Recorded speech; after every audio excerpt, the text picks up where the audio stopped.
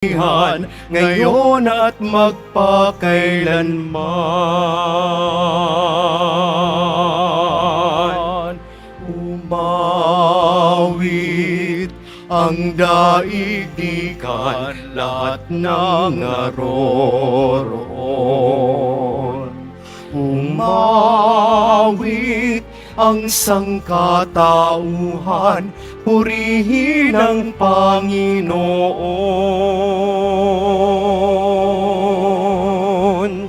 Papuri sa kaitaasan, siya'y papurihan, Diyos ng lahat. O papuri sa kaitaasan, siya'y papurihan, ngayon at magpakailanman.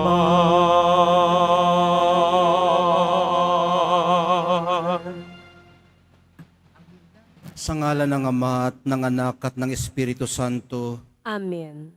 sumainyo ang Panginoon. At sumaiyo din.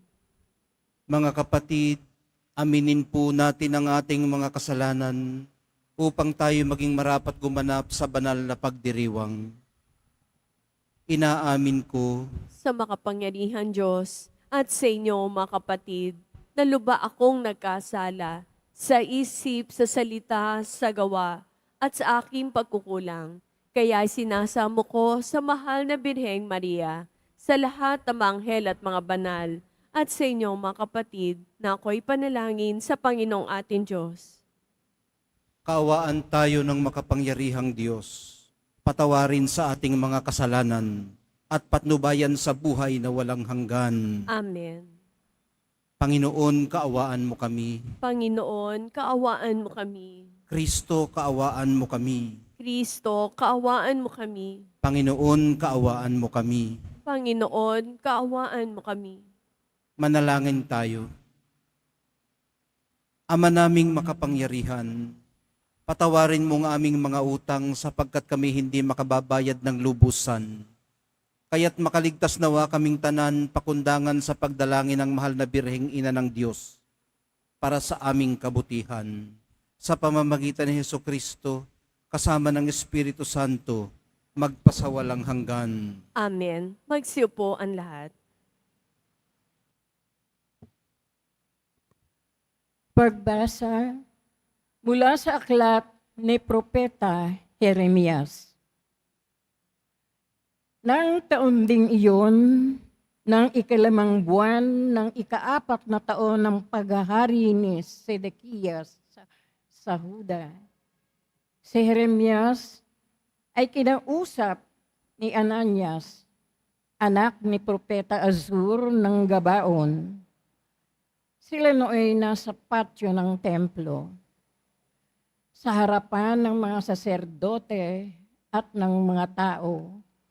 Ang sabi ni Ananias, ito ang sabi ng Panginoon, ang Diyos ng Israel.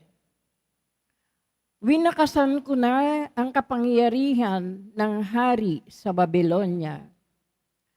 Sa loob ng 2 taon, ay ibabalik ko sa templong ito ang lahat ng kagamitan na kinuha ni Haring Nabucodonosor at dinala sa Babylonia. Ibabalik ko rin dito sa Jeconias, anak ni Haring Joaquin ng Huda, at ang lahat ng bihag na taga-Huda na dinala sa Babylonia. Aalisin ko na kayo sa ilalim ng kapangyarihan ng Babylonia.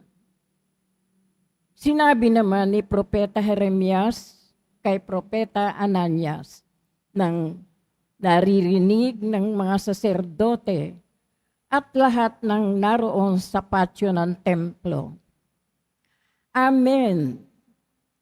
Ganyan nga sana ang gawin ng Panginoon. Magkatotoo nawa ang ipinahayag mo. Mapabalik sana rito mula sa Babylonia ang lahat ng kagamitan ng templo at ang lahat ng dinalaroong bihag. Ngunit pakinggan ninyo ang sasabihin ko sa inyong lahat. Ang mga propetang nauna sa atin ay nagpahayag na magkakaroon ng digmaan, taggutom at salot sa maraming bansa at tanyag na nga sa kaharian. Kung magkatotoo ang pahayag ng isang propeta na iira lang kapayapaan, saka lamang natin malalamang ang Panginoon nga ang nagsugo sa kanya. Pagkarinig niyon, kinuha ni Propeta Ananias ang pamatok na nasa batok ni Jeremias at binali. Pagkatapos, sinabi niya sa lahat ng naroroon, sinasabi ng Panginoon, na ganito ang gagawin niya sa mga pamatok na inilagay ni Haring Nabucodonosor sa lahat ng bansa at ito'y gagawin niya sa loob ng 2 taon. At umalis si Propeta Jeremias. Pagkalipas ng kaunting panahon mula ng baliin ni Propeta Ananias ang pamatok ni Propeta Jeremias, kinausap ng Panginoon si Jeremias. Pumunta ka kay Ananias at sabihin mo, nawasak mo nga ang pamatok na kahoy, ngunit papalitan ko ng bakal. Lalagyan ko ng pamatok na bakal ang lahat ng bansang ito upang sila'y maglingkod kay Nabucodonosor at magkakagayon nga. Siya'y paglilingkuran nila sapagkat ipinailalim ko sa kanya pati ang mga hayop sa parang. At sinabi pa ni Propeta Jeremias, Ananias, hindi ka sinugo ng Panginoon at pinapaniwala mo sa isang kabulaanan ang mga taong ito. Kaya't ang sabi ng Panginoon, ikaw ay mawawala sa daigdig na ito. Mamamatay ka at 1 taon din ito sapagkat tinuran mo ang bayan ng maghimagsik laban sa Panginoon. At nang 7 buwan ng taon, si Propeta Ananias ay namatay. Ang salita ng Diyos. Salamat sa Diyos. Poon, ituro mo sa akin ang utos mo upang sundin. Poon, ituro mo sa akin ang utos mo upang sundin. Sa landas na di matuwid, huwag mo akong pabayaan. Pagkat ikaw ang mabuti, turo ang iyong aral. Poon, ituro mo sa akin ang utos mo upang sundin. Tulungan mong ihayag ko iyong tunay na balita. Yamang sa iyong katulan, lubos akong may tiwala. Poon, ituro mo sa akin ang utos mo upang sundin. Sa akin ay magsilapit, ang sa iyo ay may takot. Maging iyong mga tao na alam ang iyong utos. Poon, ituro mo sa akin ang utos mo upang sundin. Sana'y lubos kong masunod ang buo mong kautusan upang hindi mapahiyat, tamuhin ko ang tagumpay. Poon, ituro mo sa akin ang utos mo upang sundin. Nag-aabang ang masama upang ako ay mapatay. Ngunit ako'y magbubulay sa bigay mong kautusan. Poon, ituro mo sa akin ang utos mo upang sundin. Hindi ako nagpabaya sa utos mo at tuntunin, pagkat ikaw ang guro ko na nagturo ng aralin. Poon, ituro mo sa akin ang utos mo upang sundin. Magsitayo ang lahat.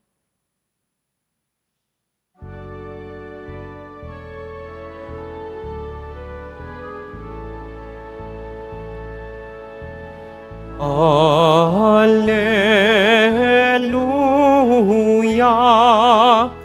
Alleluia.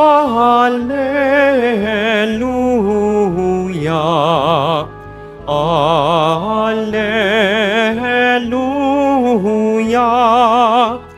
Alleluia.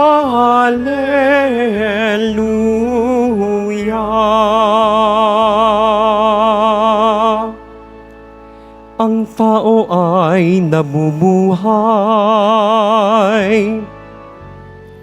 sa salita ng may kapal na pagkaing kanyang bigay. Alleluia. Alleluia.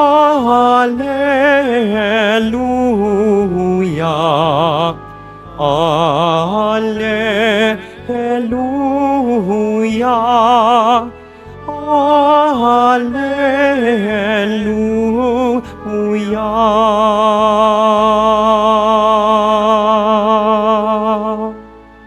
Sumainyo ang Panginoon. At sumayo din. Ang mabuting balita ng Panginoon ayon kay San Mateo. Papuri sa iyo, Panginoon. Noong panahong iyon, nang marinig ni Jesus ang pagkamatay ni Juan Bautista, siya'y sumakay sa isang bangka at nag-iisang pumunta sa isang ilang na lugar. Nang mabalitaan naman iyon ng mga tao, sila'y lumabas ng bayan at lakad na sumunod sa kanya. Paglunsad ni Jesus sa dalampasigan, nakita niya ang napakaraming taong yaon, nahabag siya sa kanila at pinagaling niya ang mga may sakit na dala nila. Nang dapit hapon ay lumapit sa kanya ang mga alagad, sinabi nila, "Ilang ang puok na ito't malapit ng lumubog ang araw. Papuntahin na po ninyo sa mga nayon ng mga tao upang makabili ng kanilang makakain." Hindi na sila kailangang umalis pa, sabi ni Jesus. Kayo ang magbibigay sa kanila ng makakain. Sumagot sila, "Lilima po ang tinapay at dadalawang isda natin. Dalhin ninyo rito," sabi niya. Pinaupo niya sa damuhan ng mga tao, kinuha ang 5 tinapay at 2 isda, tumingala sa langit at nagpasalamat sa Diyos. Pinagpira-piraso niya ang mga tinapay at iniutos sa mga alagad na ipamigay iyon sa mga tao. Kumain silang lahat at nabusog. Tinipon ng mga alagad ang lumabis at sila'y nakapuno ng 12 bakol ng pira-pirasong tinapay. May 5,000 lalaki ang kumain, bukod pa sa mga babae at mga bata. Ang mabuting balita ng Panginoon. Pinupuri ka namin, Panginoong Hesukristo. Magsiupo ang lahat. Kailangan po natin ngayon ang mga propetang gaya ni Jeremias noon. Marami namang ibang propeta, maraming nagtatangkang ipahayag ang katotohanan mula sa iba't ibang perspektiba. Iba't ibang relihiyon, iba't ibang ideolohiya. May mga konserbatibo, may mga liberal, at marami pa sa gitna. Pero ang kailangan po natin ay yung mga boses na mapapangalanan ang katotohanan na pinaka-consistent sa hamong iniiwan sa atin ng mahal na poong Jesus Nazareno. Ang hamon ng habag at pagmamahal. Para po sa propetang si Jeremias, ang mamagitan para sa mga dukhat nangangailangan ay nangangahulugang nakikilala mo ang Diyos. At nakikilala nila ang Diyos sa pamamagitan ng kapahayagan nito sa iyong buhay. Hindi po kasi ito napepeke. Ito rin po ang malinaw na nasa salamin sa pagpapakain sa mahigit 5,000 katao. Kung nangangaral ka nga namang maging mapagmahal, maasikaso o mapagbigay, mas matututunan itong mabuti kung ito ay mararanasan. Para sa isang tunay na propeta, mahalaga pong maipadama ang pagmamahal na itinuturo. Maging himala ay handa niyang gawin para sa kanyang mga pinaglilingkuran. Sa kanya ang dakila nating tagapamagitan, nakikilala po natin ang Ama bilang kung sino at kung ano ang kanyang ipinakita. Mapagmahal, masikaso at mapagbigay. Mga katangiang pinakibahaginan din ng mga alagad nang sabihin sa kanilang hindi na sila kailangang umalis pa. Kayo ang magbibigay sa kanila ng makakain. Mga kapatid, ang isa pong tagong himala sa ating napakinggan ay hindi lamang tinapay ang naipamahagi, kundi pati na rin ang mabathalang katangian ng pagiging mapagmahal, maasikaso at mapagbigay. Kahit hindi po nila alam kung paano mangyayari ang himalang yun, ginawa po nila ang kanilang bahagi. Ginawa po nila ang ipinag-utos sa kanila, tinuwangan po nila ang mahal na po ang Jesus Nazareno. Bawat isa po sa atin ay may bahagi sa ministeryong ito ng Nazareno. May tagapaglikom ng tinapay at isda, may tagapagpaupo, may tagapamahagi. Lahat po tayo'y bubusugin. Meron nga lang talaga na dahil sa iba't ibang mga hadlang ay hindi makakain, pero saksi pa rin sa biyaya. Hindi kaya ang dahilan kung bakit makailang araw lang o linggo ito uli ang pagbasa natin sa misa ay yung para magsilbing makulit na paalala para ayusin anumang balakid sa mataos nating pagtanggap ng banal na Eucharistia. Baka may mga pagkakasala pa tayo na dapat pagsisihan at ipakipagkasundo sa Diyos. Nariyan lang po ang ating kumpisalan. Baka kailangan mo nang magpakasal sa simbahan o tuloy yan ng magpa-convert. Lumapit lang po tayo sa opisina. Ano man ang hadlang, mga kapatid, may pagkakataon pa. Tandaan po nating may 12 bakol pang tinapay na lumabis para sa iyo at sa mga huli pang darating. Samantala, hingin muna natin sa Espiritu Santong gabayan tayo sa mga pagsusumikap nating ito ng paghahanda at pagsasaayos. Mahal na po ang Jesus Nazareno, tingnan niyo rin po kami at mahabag din po kayo sa amin. Magsitayo po ang lahat.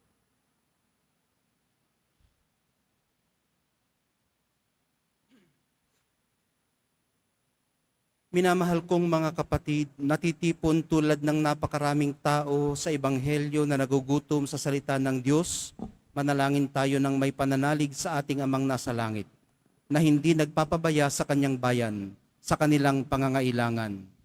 Sa bawat panalangin ng atin pong itutugon, ikaw ang aming tinapay, O Panginoon.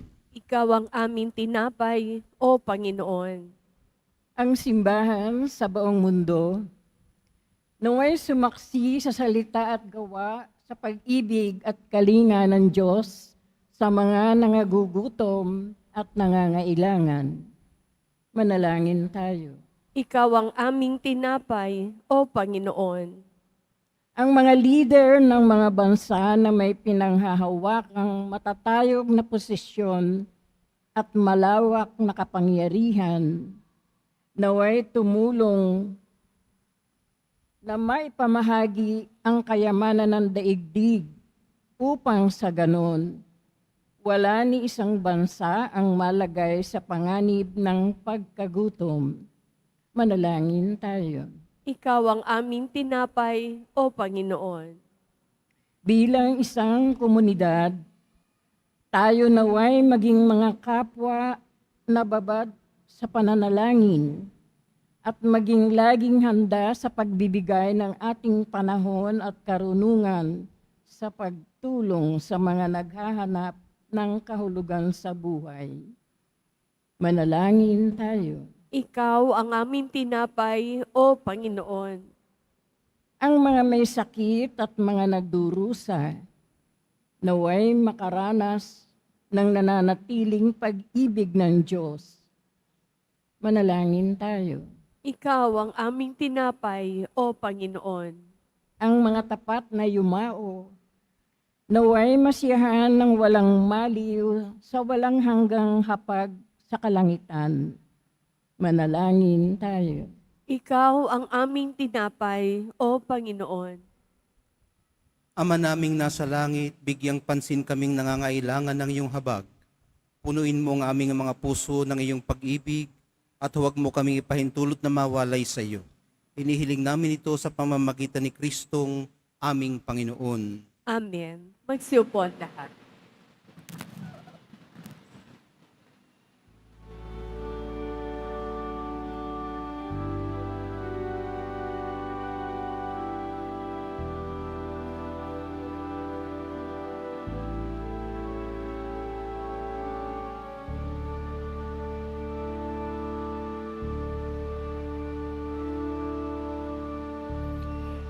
Aming alay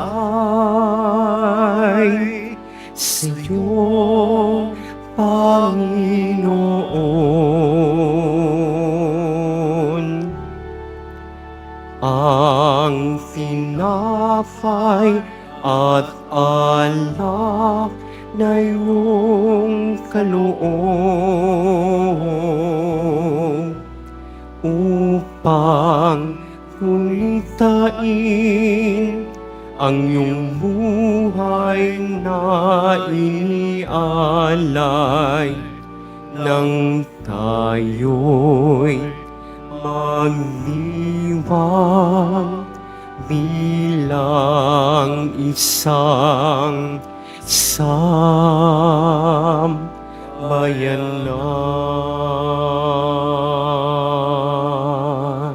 Magsitayo ang lahat.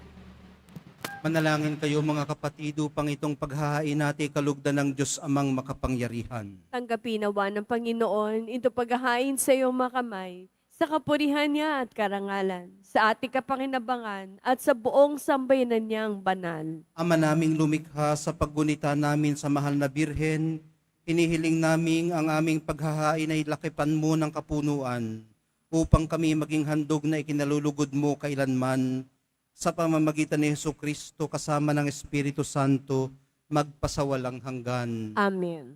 Sumainyo ang Panginoon. At sumayo din. Itaas sa Diyos ang inyong puso at diwa. Tinaasa namin sa Panginoon. Pasalamatan natin ang Panginoong ating Diyos. Marapat na siya ay pasalamatan.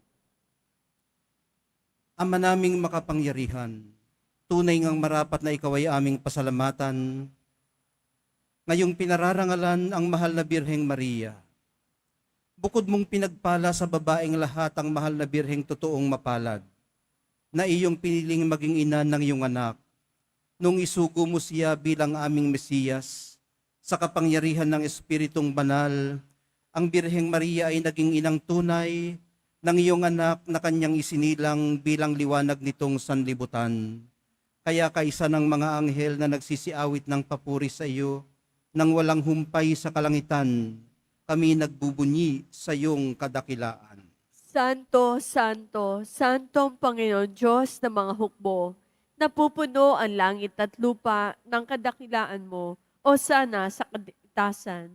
Pinagpalang na paririto sa ngalan ng Panginoon, o sana sa kaitaasan. Magsilud po ang lahat.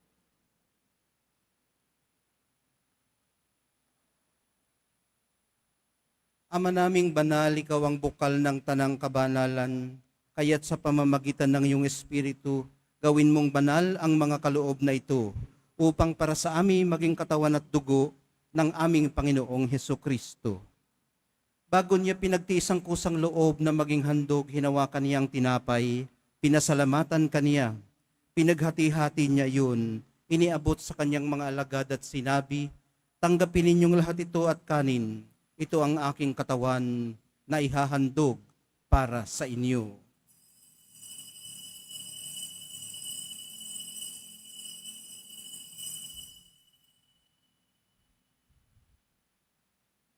Gayon din naman noong matapos ang hapunan, hinawakan niyang kalis. Muli kanyang pinasalamatan. Iniabot niyang kalis sa kanyang mga alagad at sinabi, tanggapin ninyong lahat ito at inumin. Ito ang kalis ng aking dugo, ng bago't walang hanggang tipan. Ang aking dugo na ibubuhos para sa inyo at para sa lahat. Sa ikapagpapatawad ng mga kasalanan, gawin ninyo ito sa pag-alaala sa akin.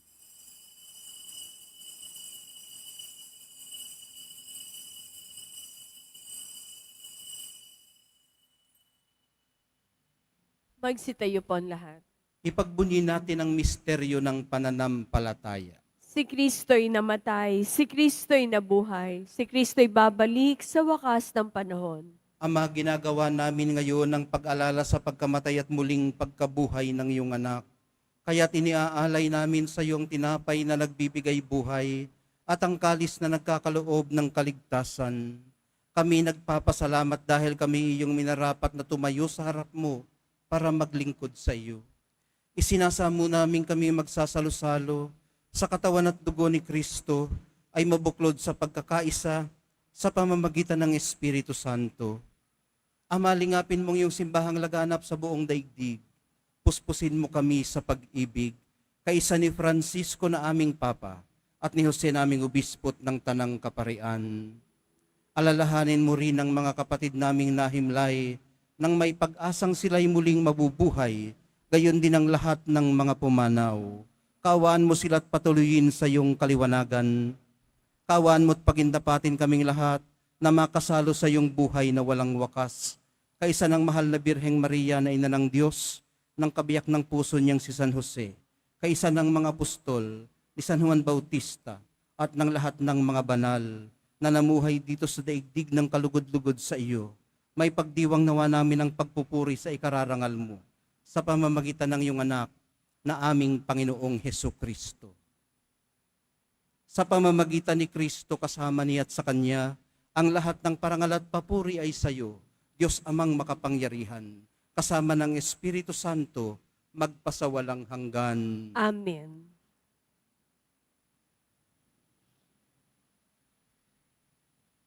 Ama namin, sumasalangit ka, Sambahin ang ngalan mo, mapasa amin ang kaharian mo, sundin ang loob mo dito sa lupa para nang sa langit. Bigyan mo kami ngayon ng aming kakanin sa araw-araw. Patawarin mo kami sa aming mga sala, para ng pagpapatawad namin sa nagkakasala sa amin. At huwag mo kaming ipahintulot sa tukso, at iadya mo kami sa lahat ng masama. Hinihiling po namin kami iadya sa lahat ng masama, pagkalooban ng kapayapaan araw-araw, iligtas sa kasalanan at ilayo sa lahat ng kapahamakan, samantalang aming pinananabikan ang dakilang araw ng pagpapahayag ng tagapagligtas naming si Hesus Kristo. Sapagkat iyo ang kaharian, ang kapangyarihan at ang kapurihan, magpakailanman. Amen. Panginoong Hesus Kristo, sinabi mo sa iyong mga apostol, kapayapaan ang iniiwan ko sa inyo, ang aking kapayapaan ang ibinibigay ko sa inyo. Tunghayan mo ang aming pananampalataya at huwag ang aming pagkakasala. Pagkalooban mo kami ng kapayapa at pagkakaisa ayon sa iyong kalooban, kasama ng Espiritu Santo, magpasawalang hanggan. Amen. Ang kapayapaan ng Panginoon ay laging sumainyo. At sumayo rin. Magbigayan po kayo ng kapayapaan sa isa't isa.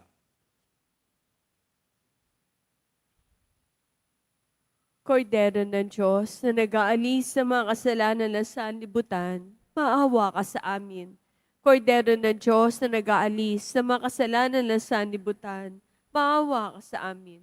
Kordero ng Diyos na nag-aalis sa mga kasalanan ng sanlibutan, ipagkaloob mo sa amin ang kapayapaan. Magsilud po ang lahat. Ito ang kordero ng Diyos, itong nag-aalis ng kasalanan ng sanlibutan, mapalad ang mga inaanyayahan sa kanyang piging. Panginoon, hindi ako karapat-dapat na magpatuloy sa iyo. Ngunit sa isang salita mo lamang ay gagaling na ako.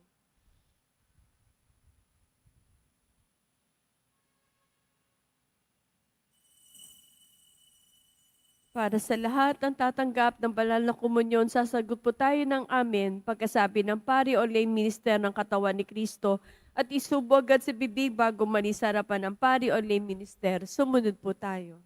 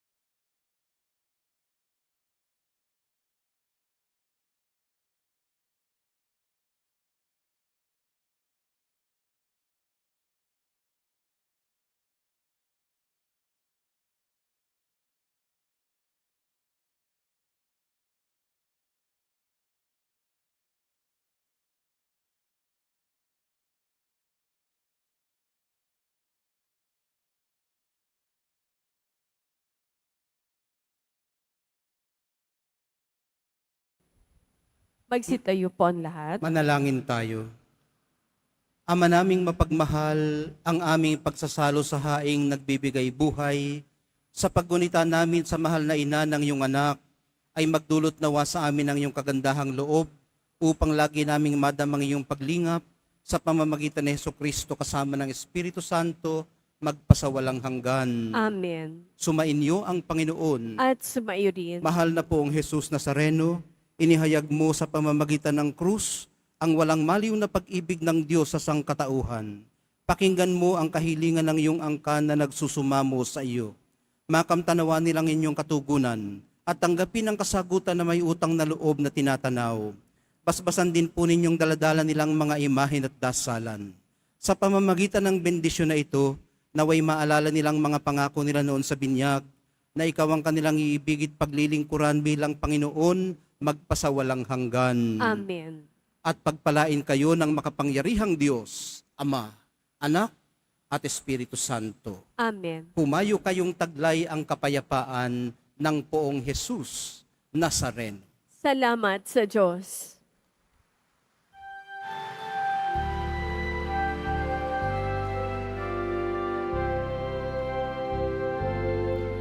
Nuestro Padre Jesus Nazareno, sinasamba ka namin, pinipintuho ka namin, aral mo ang aming buhay at kaligtasan. Nuestro Padre Jesus Nazareno, iligtas mo kami sa kasalanan. Ang krus mong kinamatayan ay sagisag ng aming kaligtasan. Nuestro Padre Jesus Nazareno, dinarangal ka namin. Nuestro Padre Jesus Nazareno, niluluwalhati ka namin. Nuestro Padre Jesus Nazareno, dinarangal ka namin. Nuestro Padre Jesus Nazareno, niluluwalhati ka namin.